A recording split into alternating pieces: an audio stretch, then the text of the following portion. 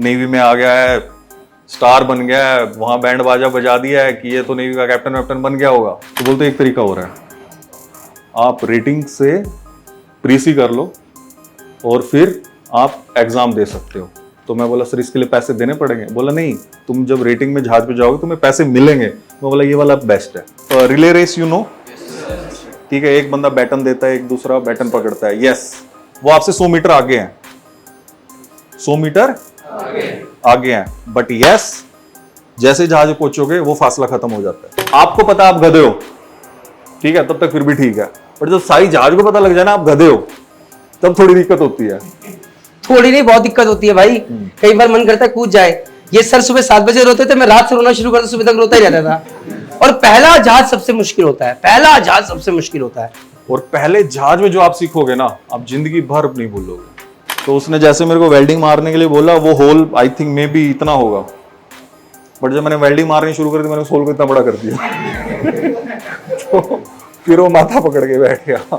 Sir ऐसा क्यों बोला जाता है? जनरली मैंने भी शिप पे सुना है कि यार इसका एटीट्यूड सही नहीं है, रेटिंग बैकग्राउंड, ऐसा क्यों बोला जाता है? इसका मेन रीजन है, अगर मैं बोलूं समोसा खा ले और एक मैं बोलूं can you have triangular nachos with the turmeric sauce,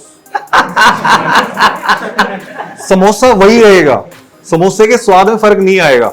but देखो ये सही है, खाना टेस्टी होना चाहिए, बट खाना थोड़ा प्रेजेंटेबल भी होना चाहिए। थर्ड इंजीनियर के टाइम में आपको एक बताता हूँ, मैंने जब 4th इंजीनियर था मैंने 3 मल्टीमीटर तोड़ दिए, डैमेज कर दिए, स्वाहा कर दिए थे। वो कैसे? खुद ही लाइन वोल्टेज करंट में डाल के चेक कर रहा था।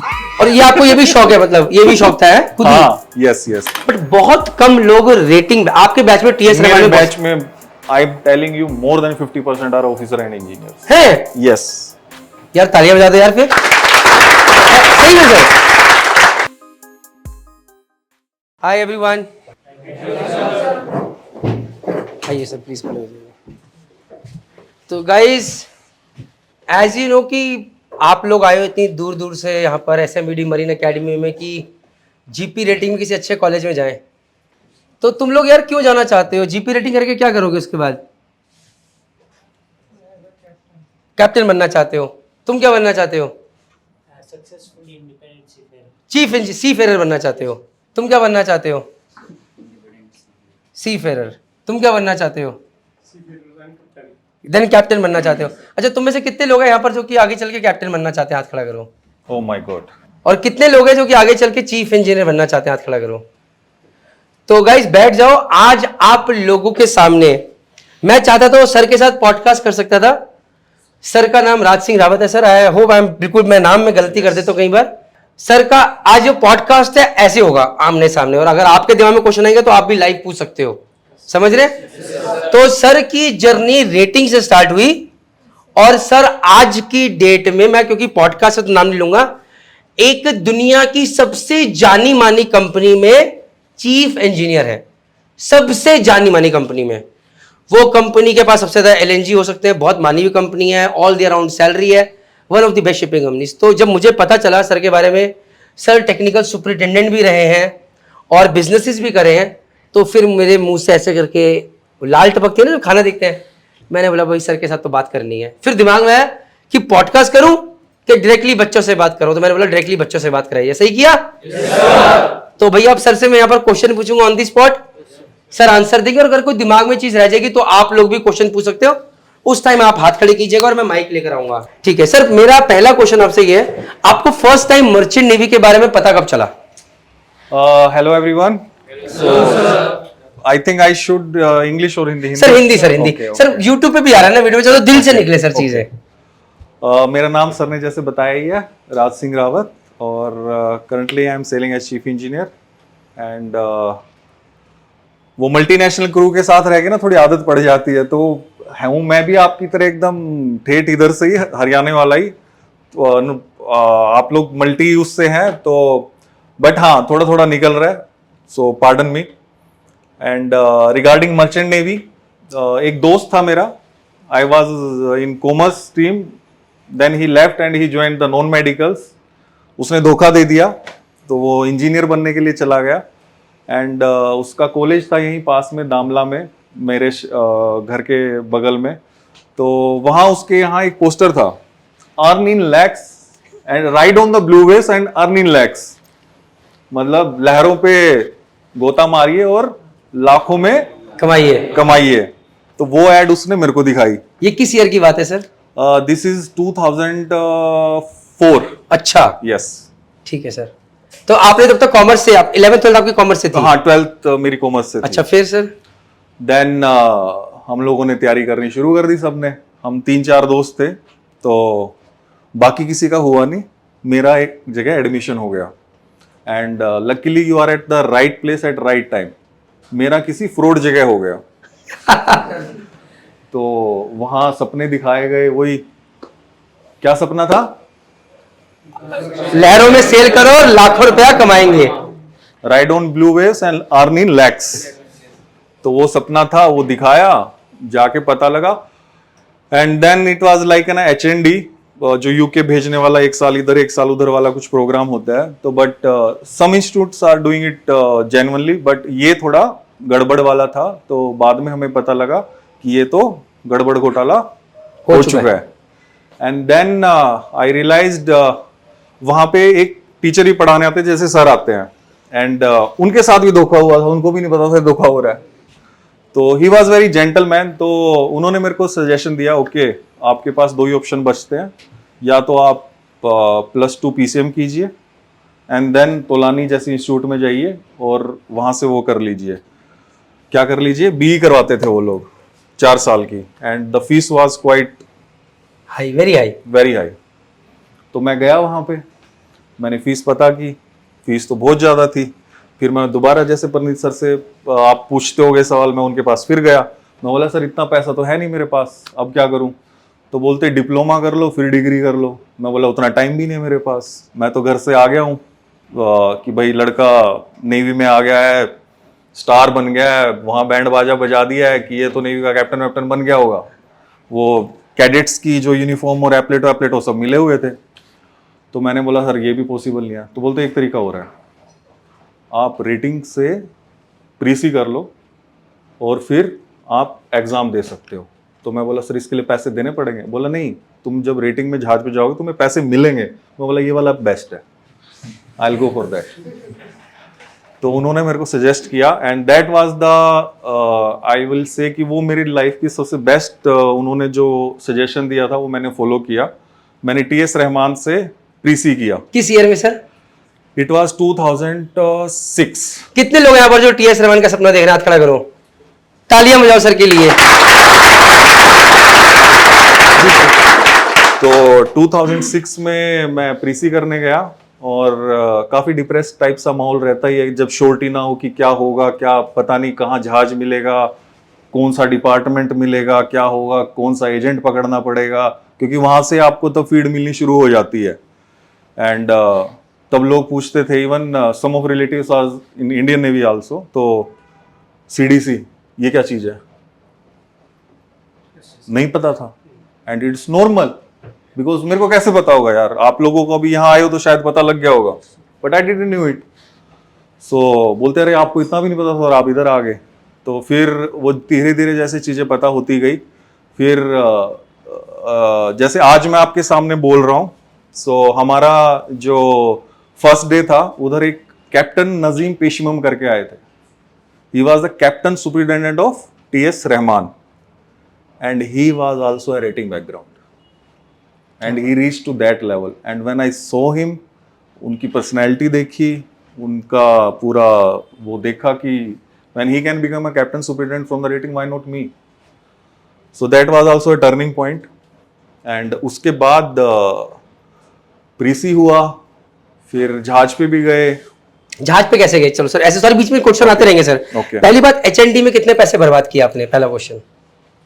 I spent hard earned money of my father around 6 lakhs. 6 lakh रुपए उस टाइम पे लगाए? Yes, उन्होंने अपने GP फंड से निकाल के दिए थे। Anybody, किसी के पेरेंट्स सरकारी नौकरी में है, डिफेंस या पुलिस या ऐसे किसी डिपार्टमेंट से? ओके आपके पेरेंट्स को ना कुछ रिटायरमेंट के लिए फंड इकट्ठा होता रहता है, GP फंड बोलते हैं उसको नॉर्मली हमारी टर्म्स में। अब मेरे को श्योर नहीं है कि अभी आजकल क्या बोलते हैं, GP फंड ही बोलते हैं उसको। तो उन्होंने वो पैसा निकाल के मेरे को दिया था और वो मैंने कोई बात नहीं सर, देर आए दुरुस्त आए, अब तो return is 100 times more, right? So but again we learn from our mistake. Sir फिर टीएस रहमान से जब आपने किया, Okay. क्या आपको पहला क्वेश्चन, क्या आपको प्लेसमेंट वहां से मिला था कि नहीं मिला था? टीएस रहमान से प्लेसमेंट नहीं मिला था, और लेकिन यस, टीएस रहमान से एक ठप्पा अच्छा मिला हुआ था। एक अच्छे कॉलेज से किया? यस, कि कहीं जाते थे तो ऐसे just nobody will shut door on your face कि भाई जाओ, कि but yes they people will entertain you क्योंकि आप टीएस रहमान से आए हो। तो टीएस रहमान से करने के बाद जॉब चाहिए, जॉब कैसे मिलेगा? हाँ बताओ भाई, कैसे मिलेगा जॉब? हम जॉब अगर टीएस रहमान से किया और बाई चांस जॉब नहीं लगा, फिर क्या करोगे? खड़े होके बताओ। हाँ बताओ। कंपनी में जाके धक्के खाओगे, राइट? और अगर आप अच्छे कॉलेज से हो, वेल ड्रेस्ड हो, like your dress right now, पहले तो भगवान करे आपका प्लेसमेंट हो, नहीं हुआ तो कम से कम एक बार को सुनेंगे। अगर आपकी कम्युनिकेशन स्किल्स ठीक है, यू आर वेल ड्रेस्ड, और आप ऐसे कौन सर मेरे को ले लो, लेगा कोई? नहीं लेगा, राइट? तो सर बताइए सर, अपनी जर्नी के बारे में बताइए। टीएस रहमान से मैं निकला, और जिन्होंने मेरे को सजेस्ट किया था सर थे, I will not name him, तो फिर मैं दोबारा उनके पास पहुंच गया कि सर प्रीसी हो गया, अभी क्या करें? बोलता डेवलप योर स्किल्स। तो एक इंस्टीट्यूट था, मरीन ट्रेनिंग कोर्सेज करवाते थे वहाँ पे, फिर मैंने वहाँ ऑफिस बॉय का काम करना शुरू कर दिया, एंड स्मार्टली एकदम ड्रेस होके जाता था, ठीक है? सुबह जाते थे, लंच में जैसे यहाँ ट्रेनिंग इंस्टीट्यूट में खाना मिलता है ना, तो वो खाना दबा के खाते थे ताकि शाम सुबह दोपहर सबका हिसाब किताब पूरा हो जाए। तो वो वहाँ पे वो होता था। फिर उन्होंने मेरे को बोला कि आप वेल्डिंग का कुछ कोर्स वगैरह कर लो, तो मैंने 6G वेल्डिंग किया तभी, basics and 6G welding from Don Bosco, Bombay में एक इंस्टीट्यूट है, वहाँ पे ये 6G वेल्डिंग का कोर्स होता है, तो ये किया। तो फिर जैसे वो मेरे को काफ़ी कंपनीज में भी भेजते थे, तो काफ़ी कंपनीज में इंटरव्यू होता था, तो धीरे धीरे ना पता लगने लग गया कि भाई इनकी क्या एक्सपेक्टेशंस हैं। They don't want anything, they just want the confidence कि आप कितने कॉन्फिडेंट हो। They will ask you something, you need to be very confident. अगर आप कॉन्फिडेंटली हर एक सवाल का जवाब दे रहे हो, दे विल बी हैप्पी। फिर उसके बाद ऐसे ही बैठे हुए तो कहीं से रूम में पता लगा कि भाई कहीं ना कहीं एक फिटर की रिक्वायरमेंट आई हुई है। तो आई सेड कि ओके, एंड जैसे सर की और मेरी पहले बात हो रही थी, तो मेरे को किताबें पढ़ने का बड़ा शौक था। तो जैसे पहले से माइंड एक सेट था कि यस मेरे को इंजन साइड में जाना है, मेरे को इंजीनियर बनना है, तो उसी टाइम से मैं सारी बुक्स पढ़नी शुरू कर दी थी। ऐसा कोई भी डिफरेंस नहीं है, never feel that you have not done the engineering. Yes, मेरे पास ऑप्शन होता तो मैं करता, because it will be added thing, but ऐसा कुछ नहीं है कि जो काम वो कर सकते हैं जो काम आप नहीं कर सकते हो। खाली आपको ना सिर्फ और सिर्फ इंग्लिश थोड़ी बहुत पढ़नी आनी चाहिए, क्योंकि बुक्स सारी इंग्लिश में होंगी।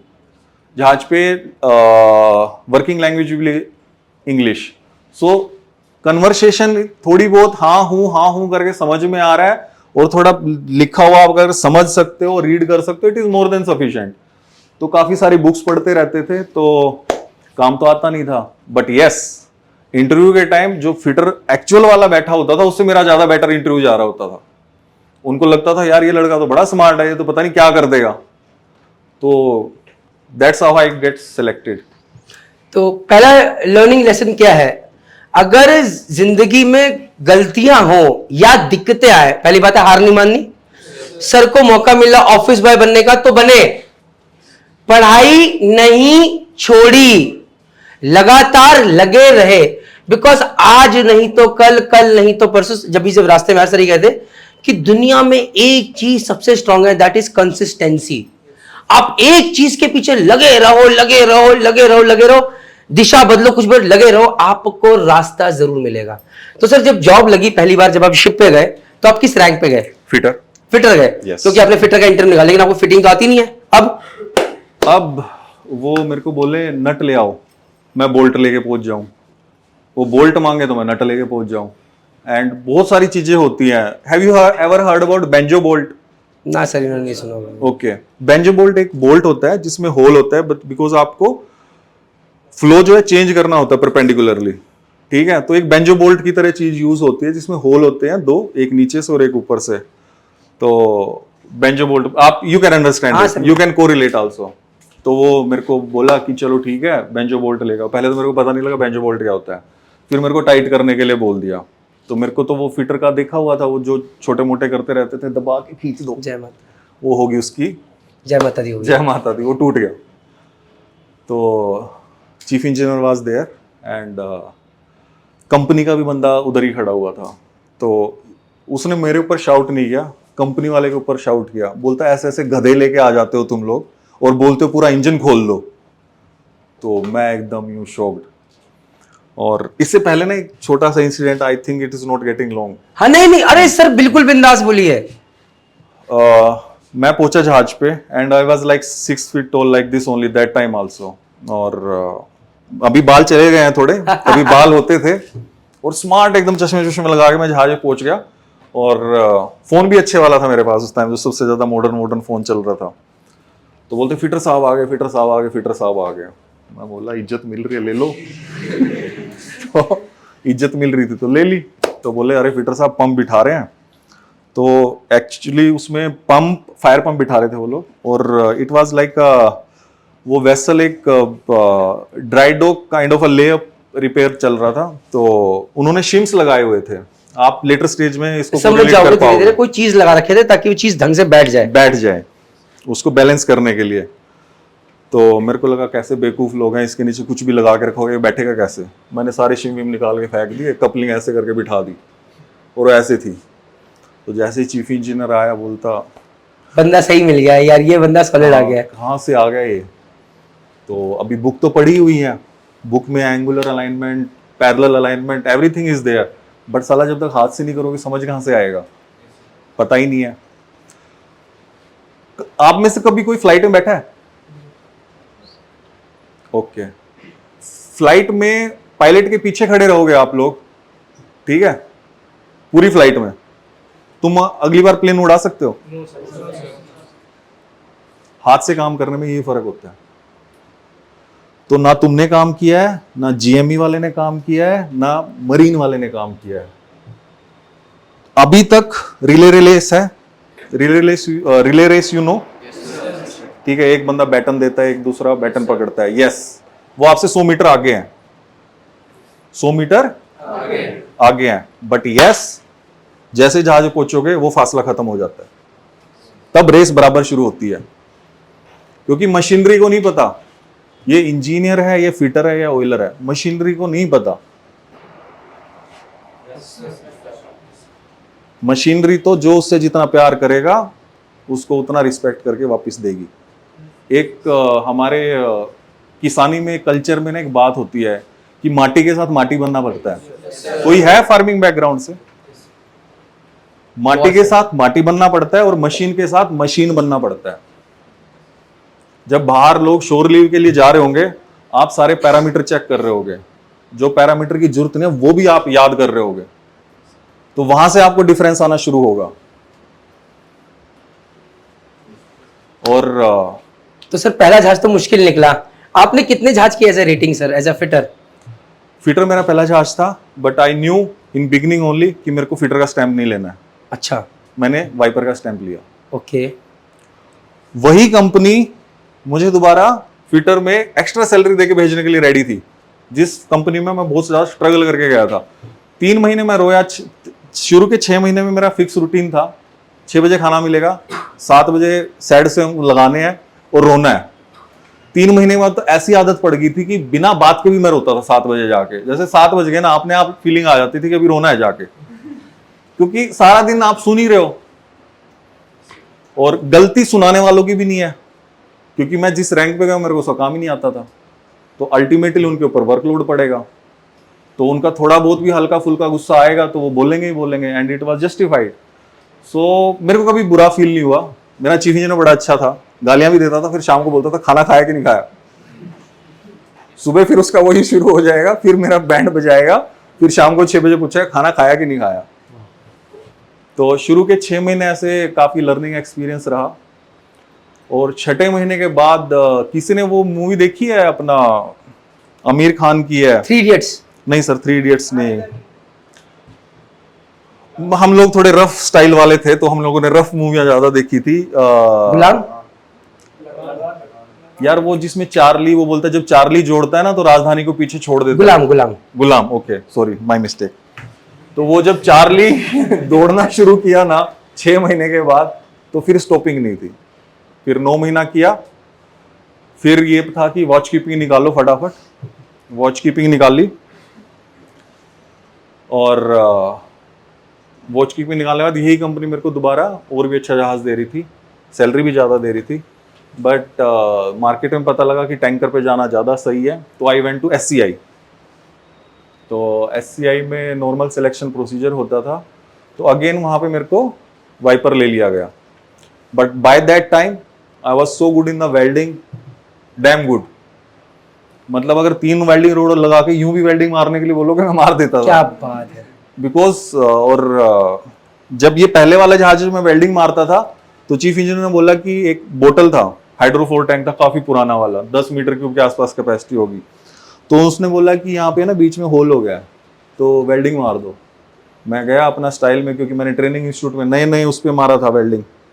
लाइक अभी आपको यहाँ आराम से हवा में, लाइट में ऐसे देखने के लिए काम मिल रहा है, बट आपको जब बिल्जिस में घुसाया जाएगा ना, तो थोड़ी चीजें अलग होंगी। पसीना पसीना हो गए, तेल पानी कहीं कुछ भी गिर रहा है, कुछ भी साफ करने के लिए बोलेंगे, क्योंकि यही काम मिलेगा भाई पहले तो, ठीक है। तो उसने जैसे मेरे को वेल्डिंग मारने के लिए बोला, वो whole I think maybe इतना होगा, बट जब मैंने वेल्डिंग मारनी शुरू करी तो मैंने उस होल को इतना बड़ा कर दिया तो फिर वो माथा पकड़ के बैठ गया। तो वहां पे गोवा में जहाज खड़ा हुआ था, तो वहां पे ये 250-300 रुपए में वेल्डिंग करने वाले लोग आते थे। एक बूढ़ा सा आदमी था, और वो शील्ड वील्ड कुछ यूज नहीं करता था, which is not correct, follow all the safety thing and all, because that was something different. तो वो कहीं से कैसे भी कुछ भी मार देता था वेल्डिंग। तो मैंने उससे सीखा और उसको अपना गुरु बनाया, धीरे धीरे धीरे धीरे धीरे धीरे सीखा, तो पता लगा। और एक चीज और होती है, जब सबको आपको पता आप गधे हो, ठीक है, तब तक फिर भी ठीक है, पर जब सारी जहाज को पता लग जाए ना आप गधे हो, तब थोड़ी दिक्कत होती है। थोड़ी नहीं, बहुत दिक्कत होती है भाई। कई बार मन करता है कूद जाए। ये सर सुबह 7 बजे रोते थे, मैं रात से रोना शुरू करता, सुबह तक रोता ही रहता था। और पहला जहाज सबसे मुश्किल होता है, पहला जहाज सबसे मुश्किल होता है। और पहले जहाज में जो आप सीखोगे ना, आप जिंदगी भर नहीं भूलोगे। तो जैसे फिर SCI पहुंच गए सर आप? हाँ, SCI पहुंच गया मैं। SCI में लाइक मैंने बताया, मैं वाइपर ही गया था वहां पे। ये अब जैसे घर पे पूछते थे, भाई हाँ क्या जा रहे हो, क्या हो रहा है, क्या नहीं हो रहा है, तो वाइपर को बोला जाता है ERR, इंजन रूम रेटिंग जी, SCI में। और उसके ऊपर कहीं मोटरमैन बोल देते हैं, कहीं ऑयलर बोल देते हैं, तो SCI में बोला जाता है DGR, डंकी ग्रीसर। तो I was good in welding and all. तो वहाँ पे जो SCI में फिटर्स होते थे वो थोड़े एज्ड भी होते थे, काम भी ज़्यादा होता था। It was nothing like that कि आई वॉज स्पेशल और something, but yes I was a helping hand. और जब कोई एक चीफ इंजीनियर एक मोटरमैन का काम करे ना, तो वो उसमें कोई बड़ी बात नहीं है, he should know it. But अब एक वाइपर एक फिटर का काम कर रहा है, वेल्डिंग मारने वाला, तो सबकी आंखों में चमक आ जाती है। तालियां बज जाए इस बात में। इससे हमने क्या सीखा? Learning should never stop. और हर एक चीज कहीं ना कहीं काम आती है। हम लोग कई बार कहते थे ये चीज, अगर सर जब गए थे वेल्डिंग, पहले तो भूख होनी चाहिए सीखने की। रायता फैला है, गालियां पड़ रही है, सुबह 7 बजे रो रहे हैं, पर जहां मौका मिल रहा है सीख रहे हैं। और देखो सीख कहां काम आई, दूसरे जहाज पे एक अच्छी कंपनी, बेहतरीन बेटर कंपनी में गए, वहां पर अपॉर्चुनिटी मिली। और अब लोगों की नजर में सर वाइपर है, लेकिन काम किसका कर रहे, फिटर का कर रहे। अब इज्जत मिली भाई, और दबा के मिली बराबर सर, फुल ऑन। फिर तो बस सारा दिन राज राज राज ही चलता था। और फिर उन्होंने मेरे को प्रमोशन दे दी। मैंने घर बताया कि आई गॉट प्रमोटेड। बोलते क्या बन गया? मैं बोलता DGR। बोलते ये कहता है, बोलते डंकी ग्रीसर। तो बोलते पहले वाला ही ठीक था यार, ERR वो जो भी था। तो एनी हाउ फिर वहां से प्रमोशन मिली, मोटरमैन बने। एंड फिर उसके बाद लाइक जस्ट CDC मिलने से 3 महीने पहले, मैं थोड़ा बैक में लेके जाता हूँ, तो CDC मिलने से पहले मैं बॉम्बे पहुंच गया था। लाइक 3 महीने बाकी थे CDC मिलने में, तो हम CDC मिलने से पहले जॉब हंटिंग एंड हंटिंग वो सब चलता रहता था। तो हमारा एक रूम होता था बॉम्बे में, सायन कोलीवाड़ा में हम लोग रहते थे। वो बहुत लंबी हो जाएगी, आई विल कट शॉर्ट। तो वहाँ पे ना काफ़ी सारे लोग बैठे होते थे, तो वो अपना इधर उधर इंटरव्यू देते रहते थे। कोई किसी कंपनी में जा रहा है तो पता लगता था। लाइक आपको यहाँ पता लगता होगा इस कंपनी में फॉर्म निकला, उस कंपनी में फॉर्म निकला। तो दैट टाइम आई फाउंड कि OMCI कोई कंपनी है, उसमें वैकेंसी निकली हुई है। तो उससे पहले मेरा एग्जीक्यूटिव में भी हो चुका था, मोटरमैन में, और उन्होंने मेरा US वीज़ा भी अप्लाई कर दिया था। वहाँ सैलरी मिल रही थी $1000 समथिंग। तो पहली मिली थी 10,000, SCI मिली 22 और वहाँ मिली 1000 जो एग्जीक्यूटिव ने बोली थी। तो OMCI में किसी ने बोला, मैं किसी दोस्त के साथ ऐसे गया तो वहाँ क्या कल्चर था भाई, किसी की भी जॉब लग जाती तो पार्टी मिलती थी। तो मैं साथ में जाता था कि चलो इस बहाने पार्टी तो मिलेगी। तो एक के बंदे के साथ गया था, बोलते मोटरमैन की एक रिक्वायरमेंट है। तो बोलता क्या कर रहा है तू? मैं साथ में बैठा था उसके। मैं बोला कुछ नहीं, खाली बैठा हूँ। बोलता कि चल टाइम पास के लिए टेस्ट ही दे दे। CBT करके एक टेस्ट होता था, कंप्यूटर बेस्ड टेस्ट। ओके। तो उसमें वो पूछ रहे हैं कि ये शेप दिखा दी पिस्टन की, ये कौन रोड की शेप दिखा दी। मैं बोला साला यहाँ तो पिस्टन रिंग क्लियरेंस आगे सब कुछ पढ़ लिया है। तो फटाफट वो किया एंड काफ़ी अच्छे मार्क्स आ गए उसमें। फिर साइड की आप ज्वाइन करने के लिए रेडी हो? मैं बोला सैलरी? बोलते $1600। मैं बोला जय माता दी, तैयार। तो बोलते कल ज्वाइन कर सकते हो? मैं बोला आज भी कर सकता हूँ। मैं फटाफट एग्जीक्यूटिव में भागा, अपने डॉक्यूमेंट्स लिए और यहाँ पे आ गया। By this time I was eligible for the New Zealand, not for UK। तो सर आप लेकिन न्यूजीलैंड गए क्यों? आप UK क्यों नहीं गए, ऐसे जानते हैं? Okay, first of all New Zealand was cheap and that time जो कंपनी थी उसमें न्यूजीलैंड वालों को जॉब मिल रहा था। तो मैं बोला यार अच्छा है, ये भी न्यूजीलैंड से करके लेके आया, मैं भी चला जाके न्यूजीलैंड करके आ जाता हूँ। एंड फिर न्यूजीलैंड गए, एग्ज़ाम किया, वापस आए और कंपनी में डायरेक्ट 4th इंजीनियर गए। 4th इंजीनियर का C टाइम कंप्लीट किया। देन आई सेड कि आई नीड प्रमोशन। बोले नहीं, टाइम और लगेगा। वोलम्स शिप मैनेजमेंट एक कंपनी है, उसने बोला कि हम आपको प्रमोशन दे देंगे। मैं उधर चला गया, उधर 3rd इंजीनियर बना। एक ही कॉन्ट्रैक्ट किया था, मेरा C टाइम हो चुका था। तो देन 2nd इंजीनियर का टाइम आ गया कि भाई 2nd इंजीनियर की COC निकालनी है, 4th की तो हो चुकी है। तो बाद में हम 2nd इंजीनियर का एग्ज़ाम देना था। फिर मार्केट में देखा क्या चल रहा है, क्या हवा चल रही है, पता लगा COC तो 2 ही ठीक है, या तो इंडियन COC या UK COC। आंसर मिल गया? तो फिर हमने, क्योंकि जब भी मैं 3rd इंजीनियर में था तो न्यूजीलैंड COC को इंडिया में DC नहीं मिल रहा था। So then again you will have some, एक DC होता है डेंजरस कार्गो एंडोर्समेंट, वो एक टाइप ऑफ स्पेसिफिक ऑयल का अलग होता है, केमिकल का अलग है, गैस का अलग है। तो मतलब आप उस टाइप के वेसल पे जा सकते हो। तो अब मेरे को DC नहीं मिलेगा तो फिर मैं उस वेसल पे जा नहीं पाऊंगा। तो मैंने सोचा यार कि इतना ज़्यादा प्रॉब्लम से बेटर है कि मैं UK COC अप्लाई कर देता हूँ। तो फिर मैंने UK का क्लास 2 का COC लिया, अपना C टाइम कंप्लीट किया, देन फिर चीफ का COC लिया। और सर थोड़ा सा पहले आते हैं, एक तो आपने क्लियर कर दिया कि भैया UK या इंडियन COC यही बेटर है, बाकी कहीं नहीं जाना, क्लियर हो गया। सेकंड थिंग सर, मेरा क्वेश्चन ये है कि चलो आपने न्यूजीलैंड COC निकाला, जब आप फर्स्ट टाइम शिप पे गए, from rating background to engineering background, what were the challenges? कोई चीज अगर आप शेयर कर सके, कहाँ कहाँ दिक्कत है और कैसे ओवरकम किया आपने उसको? When we met, can you make it out कि I was from rating background?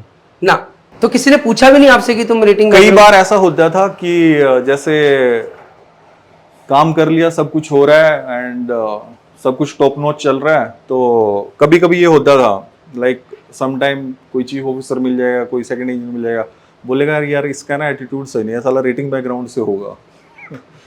ऐसा क्यों बोला जाता है सर? वो मेरे को ही बोल देते थे। तो मैं बोलता था सर, मैं कभी कभी बोलता था, कभी कभी नहीं भी बोलता था। तो जब बोल देता था तो बोलते नहीं यार तू तो अलग है। अच्छा तू सच में रेटिंग करके आया? सर ऐसा क्यों बोला जाता है? जनरली मैंने भी शिप पे सुना है कि यार इसका एटीट्यूड सही नहीं है, रेटिंग बैकग्राउंड, ऐसा क्यों बोला जाता है? इसका मेन रीजन है, अगर मैं बोलूं समोसा खा ले और एक मैं बोलूं can you have triangular nachos with the turmeric sauce, samosa वही रहेगा, समोसे के स्वाद में फर्क नहीं आएगा। बट देखो ये सही है, खाना टेस्टी होना चाहिए बट खाना थोड़ा प्रेजेंटेबल भी होना चाहिए, ठीक है। अब तुम एक टैक्सी लो, दोनों ही सेम मॉडल लगा लो, कुछ भी लगा लो, एक साली गंदी बंदी सी है, अंदर से कूड़ा करकट सा दिख रहा है और अजीब सी दिख रही है, तो कौन सी वाली प्रेफर करोगे? भाई ये वाला तो आना ही नहीं चाहिए। तुम्हारा प्राइम मिनिस्टर नरेंद्र मोदी है, the prime minister of the country, you know his background. तो इससे हमने ये चीज जानी कि यार प्रेजेंटेशन ऑल्सो मैटर्स। तो आप हार्ड वर्किंग बनिए, अच्छा एटीट्यूड रखिए, सीखते चले जाइए शिप पे जाके। बट साथ साथ जैसे आज आपको यहाँ पर ड्रेस करके बिठाया टाई के साथ, कौन बिठाता है कोचिंग इंस्टीट्यूट में? हम बिठाते हैं। वेल ड्रेस नहीं तो जय माता दी करते हैं बार बार। ये सब जरूरी पार्ट है ताकि कल को आप जाओ, जैसे सर के साथ हुआ होगा, सर को देख के लोग कहते हो भाई यार तू तो अलग है, तो और में अच्छी बनी, क्योंकि रेटिंग से तो लगता ही नहीं है। लेकिन वहीं पर कहीं पर कुछ ऐसे होते जो ऑफिसर बैकग्राउंड से निकले हैं, ये तो रेटिंग होगा, ढंग से खड़े नहीं है। आज एक लड़का आया है अकाउंटेंट के जॉब के लिए, सर मैंने उसे क्यों नहीं लिया? आया है, एक तो ऐसे वो पहनिए, बाल पूरे खड़े हैं, चलो कुछ नहीं, सर शर्ट के बटन यहां तक खुले हैं, ये ऐसे कॉलर खुला है। मैंने बोला यार I won't take it, you can leave. कहानी खत्म। You have to be presentable, you know how, you should know how to talk. तो सर बट क्या ना मैं चाहता हूँ सर, क्योंकि आपने फिटर का काम सीखा हुआ था, ऑयलर का काम अच्छे सीखा था, आपने इतनी पढ़ाई करी थी, आप लगातार। अच्छा सर, रेटिंग टाइम पे भी आप किताबें पढ़ते थे, और किस तरह की किताबें पढ़ते थे? पहले तो ये जानना चाहेंगे। किताबें मैं बहुत ज्यादा पढ़ता था। रेटिंग टाइम्स में मैंने जितनी पढ़ाई की उतनी तो मैंने इंजीनियर बनने के बाद पढ़ाई नहीं की। इंजीनियर बनने के बाद मैंने एग्जाम पास करने के लिए पढ़ाई की है, काम सीखने के लिए और अंदर से जो क्यूरियोसिटी होती है उसके लिए मैंने रेटिंग टाइम में ज्यादा पढ़ाई की। आई am telling you very frankly. क्या बात। जेके धर बेसिक में मरीन इंजीनियरिंग करके एक बुक है, वो मैंने कंप्लीट कर ली थी। आपकी लैम्स है, क्वेश्चन एंड आंसर्स, पॉन्डर्स की बुक है, देन कोले की बुक है, मैक जॉर्ज है।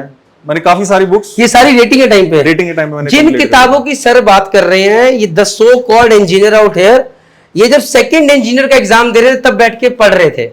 सो इससे हमने क्या सीखा कि पैकेजिंग इंपॉर्टेंट है, बट एक ऐसी पैकेजिंग भी होती है जो कि बाहर से तो लगेगा नाचोस टाइप है, लेकिन अंदर सड़ा हुआ माल मसाला भरा भरा है, आदमी कहता है क्या खा लिया।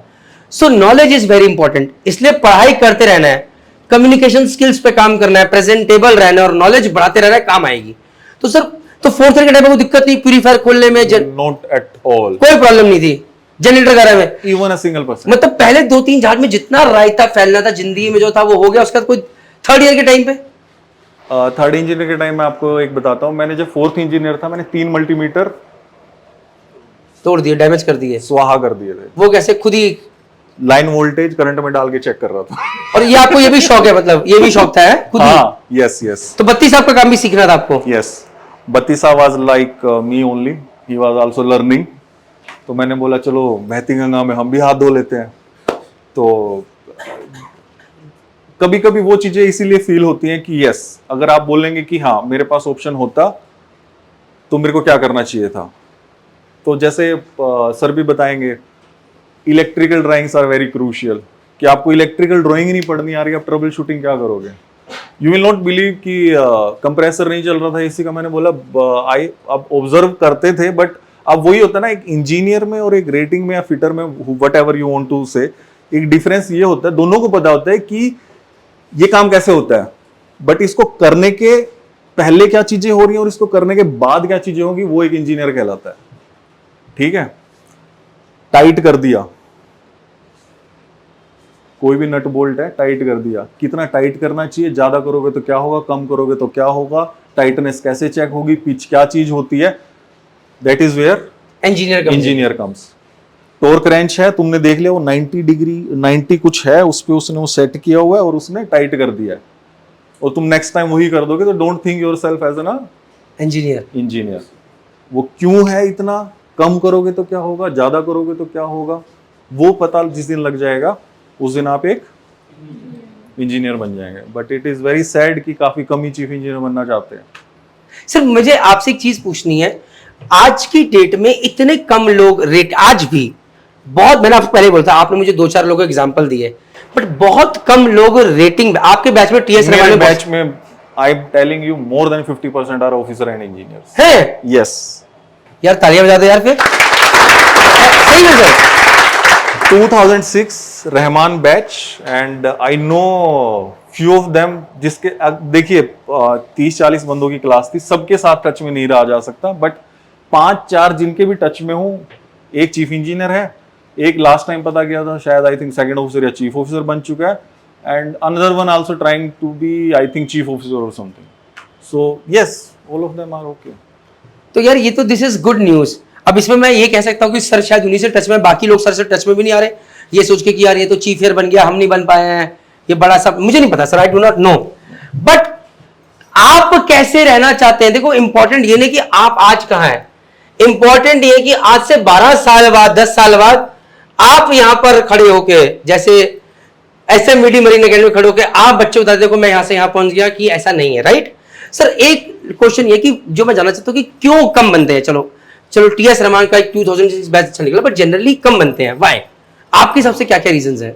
देखिए कुछ एक आई think may be financial liabilities हो किसी की, like I was free from the home side, I didn't have any financial liabilities, तो मैं जितना कमाता था अपने ऊपर ही लगा लेता था। लाइक जैसे मेरे रेटिंग में पैसे इकट्ठे हुए, I went for 4th engineer exam straight way. But एक वहाँ पे आपको ना थोड़ा अपने आप को रोकना होगा कि अब आपको दिखेगा पहली बार कि आपको $1,500-2,000 मिल रहे हैं, ठीक है, तो 10 महीने के भी लगाओगे तो ऑलमोस्ट $15,000 हो गए, ठीक है। $15,000 आज कितना हो जाएगा? 12 लाख रुपए, 10-12 लाख रुपए, ठीक है। एक साल में आप 10-12 लाख रुपए कमा सकते हो। एक साल में आप कुछ कमाओगे नहीं, 10-12 लाख खर्च कर दोगे UKCOC के लिए। अगर एग्जाम देने जाओगे तो वो पैसा आपको बचाना है। पैसे, आई एम नॉट सेइंग कि पेरेंट्स की हेल्प मत करो या अपने फ्रेंड्स की, ब्रदर सिस्टर व्हाटएवर हेल्प मत करो, बट यस थोड़ा सा अपने लिए भी बचा के रखना। सबसे ज्यादा जो प्रॉब्लम आती है बच्चे नहीं कर पाते हैं, उसका रीजन यही है क्योंकि अब एग्जाम जाना, पैसा तो लगेगा, तो वो पैसा भी लगेगा प्लस उस टाइम तक आपकी कुछ अर्निंग्स नहीं होंगे, तो उस टाइम के लिए आपको बचा के रखना कुछ अपने पास, ताकि वो टाइम आप सर्वाइव कर सको। सर मुझे एक और चीज लगती है, मुझे लगता है एक और पैरामीटर ये है कि जैसे आप तो सर लगातार रेटिंग टाइम पे पढ़ते रहे, मतलब आपने कितनी सारी किताबें पढ़ी, तो अगर आदमी पढ़ता है या लिखता है, आप शायद नोट्स भी बनाते होंगे जितना मैं समझ रहा हूं आपको, 100% आपकी नोटबुक्स बनती होंगी प्रॉपर। तो जब आपको ये आदत थी नोट्स बनाने की, लिखने की, समझने की, तो ये आपको एग्जाम निकालने में आपको ज्यादा दिक्कत आई नहीं होगी। दिक्कत वहां आती है जो आदमी रेटिंग के टाइम पे मेहनत करता ही नहीं है, और रेटिंग के टाइम पे रेटिंग की तरह रहता है, और सीधा अचानक एक दिन ऑफिसर बनने आता है और उसे अब ना तो कुछ समझ में आ रहा है, ना बेसिक्स कमजोर, और सब कुछ रह गया। तो आपको जो यहां सिखाया जा रहा है, ये लगातार आगे रहना चाहिए। ये नहीं कि ये पहनने की आदत चली जाए, ये नहीं कि ऑफिसर बनने वाली आदत चली जाए, जज्बा रहना चाहिए। जैसे हम सर को लेकर आए, कभी मैं आता हूं, कभी विकास सर आते, कभी किसी और को बुलाएंगे यहां पर बात करने के लिए, ताकि आपको याद रहे, तो भूलना नहीं है, राइट? तो जैसे सर ने बोला कि 2006 TS रहमान बैच से 50% सुपर ऑफिसर इंजीनियर बने, हम चाहेंगे कि SMVD मरीन एकेडमी के 2025 के बैच से 100% बच्चे ऑफिसर इंजीनियर बने, और यही हमारा सपना है। तालियां।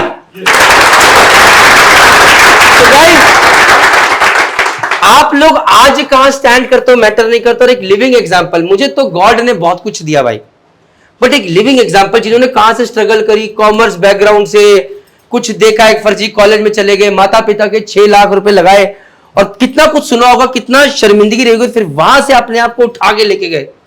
अगर तुमसे पूछा जाए तो सर में तुम्हें क्या खास बात लगी जो सर को कामयाब बनाई तुम्हारे हिसाब से? सर की कंसंट्रेशन बनी रही, और सर GP से, रेटिंग से, सर चीफ ऑफ इंजीनियर। तुम्हें क्या लगता है सर के अंदर वो क्या खास बात है सर को कामयाब बनाया? सर की कंसिस्टेंसी टुवर्ड्स लर्निंग और इंप्रूविंग हिमसेल्फ, राइट? हर दिन हर पल, जब जब डिमोटिवेटेड हो तो सर को याद करो। देखो तुम्हारे लिए ये रोल मॉडल है, मैं नहीं हो सकता, I was not in your place, right, but sir was. Radha sir तो तुम्हें तो फिर भी यार पता है कि कौन से कॉलेज में क्या करना है, सर तो कहां से स्टार्ट करके धक्के खा खाते। सर एक चीज, एक बच्चे ने क्वेश्चन पूछा था, बड़ा इंपॉर्टेंट था, पूछा था कि आपका TS रहमान से प्लेसमेंट नहीं हुआ था, क्यों?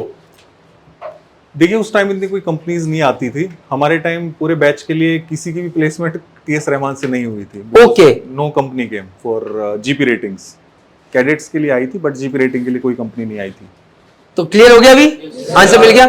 सो बेटा, आप लोगों से ऐसे सेशंस भगवान के जैसे अगर मुझे ऐसे रोल मॉडल्स और मिलते रहे तो मैं प्लीज कराता रहूंगा, क्योंकि रियलिटी में एक कप्तान को लाना, एक चीफ को लाना यहाँ पर बहुत आसान है, बट जो रेटिंग बैकग्राउंड से यहां पहुंचा है वो बहुत कम लोग, और मुझे आप सब में वो लोग दिखते हैं, बशर्ते आप मेहनत करें। Copy it guys, thank thank you very much sir for really giving this time sir, really appreciated. And अगर इनमें से कुछ ही बच्चे बने थे सर, उसमें माता रानी का कुछ कुछ श्रेय आपको जरूर जाएगा। And I will add to it, I can not be your role model. Chief engineer बनना कोई बड़ी बात नहीं है, it is very basic thing यार। Chief engineer we are actually, chief engineer बनना कोई बड़ी बात नहीं है, it's not a rocket science और समथिंग। बट यस, जिस दिन आप ओनर बनोगे, ठीक है, कोई क्लास सर्वेयर नहीं, प्रिंसिपल सर्वेयर बनेगा, ठीक है, कोई आईएक्स क्लास सोसाइटी में इतना ऊपर जाएगा, that is the real thing. Chief engineer is nothing, you just aim for कि कल तुम्हारे 10 जहाज होने चाहिए, 15 जहाज होने चाहिए। जहाज कैसे खरीदोगे? मतलब कल तुम उस सिचुएशन में आने चाहिए कि कुछ बच्चों को तुम एम्प्लॉयमेंट भी दे सको। चलो ये भी सपने देख रहे हैं, तालियां। आप कुछ क्वेश्चन सर, आप जब पहली बार शिप पे चढ़े थे, आपने मिस्टेक की थी, तो शिप ने, कंपनी ने आपकी सैलरी काट ली थी या नुकसान जो किए थे आपने? नहीं, वो डिपेंड करता है किस टाइप की गलती है। देखिए, फर्स्ट ऑफ ऑल आपको कभी भी किसी से रूडली बात नहीं करनी है। आपकी लहजे में ना एक शराफत होनी चाहिए, ठीक है। आपने मिस्टेक कर दी, एक तो ना हमेशा सच बोलो। पहली बार थोड़ी दिक्कत होएगी, ठीक है, बट आपकी एक इमेज ऐसी बन जाएगी कि ये सच बोलता है।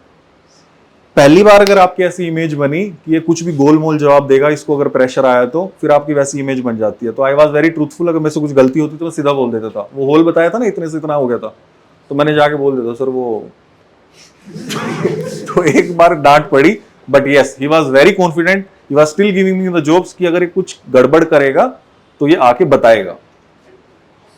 जैसे भाई अब मैं हूं सर, आए हैं एक अपने भतीजे का एडमिशन कराने के लिए जेएमडीआई में। मैंने क्या कि लिटरली रो दिया हूं कि मुझे जेएमडीआई को बहुत अच्छा करना है, रिजल्ट्स और अच्छे करने हैं, मैं अभी सेटिस्फाइड नहीं हूं। बोला कि नहीं बोला? डेफिनेटली। और सर को यहां भी लेकर आ गया आप लोगों के पास, सर को एग्जैक्ट स्टेटस बताया कि अभी हमें जीपी रेटिंग पे और अच्छे रिजल्ट देने हैं, फ्लीट मैनेजमेंट में और बेहतरीन बच्चे निकालने हैं, right? SCIM, TI, great eastern, 7 island, TS Rahman, NUSI Goa और बच्चे निकालने, ताकि मैं और छाती चौड़ी करके बोलूं कि यार हमारे बच्चे निकल के बढ़िया बढ़िया जगह गए। Copied guys? और कोई क्वेश्चन है? सर को अब जाने देते हैं, सर को भी यार 3.5 घंटे का ट्रैवल है। सो तालियां please. Thank you very much sir, thank you very much.